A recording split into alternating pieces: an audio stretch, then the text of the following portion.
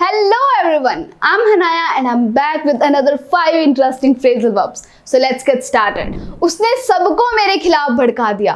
He turned everyone against me. Now the phrasal verb that we have over here is turn against someone, which means to cause someone to stop being friendly and supportive. किसी को भड़का देना. One more example, वो हमेशा लोगों को एक दूसरे के खिलाफ भड़काती रहती है. All she ever does is turn people against each other. Next phrasal verb is to bring up, which means to raise a topic in conversation. किसी बात को उठाना. For instance, मुझे समझ नहीं आया तुमने अचानक से ये मामला क्यों उठाया. I didn't understand why you suddenly brought up this matter. One more example, उसकी तो आदत है पुराने झगड़े उठाने की जब भी हमारी बहस होती है. She tends to bring up past arguments whenever we have a disagreement.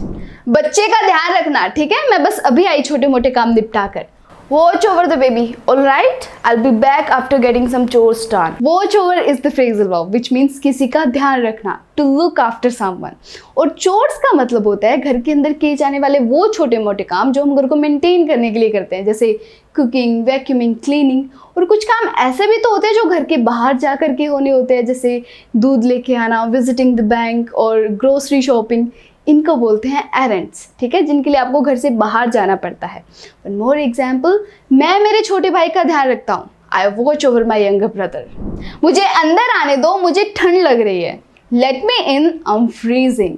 Late in phrasal verb का मतलब होता है अलो टू एंटर, मतलब अंदर आने देना. वन मोर एग्जाम्पल, पर्दे खोल दो और थोड़ी सनलाइट अंदर आने दो. Draw back the curtains and let some sunlight in.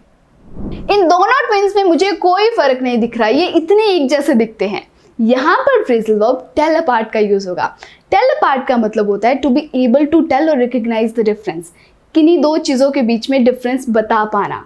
So the sentence मुझे इन दोनों ट्विंस में कोई फर्क नहीं दिख रहा, ये इतने एक जैसे दिखते हैं, goes like I can't tell apart these twins at all, they look so identical.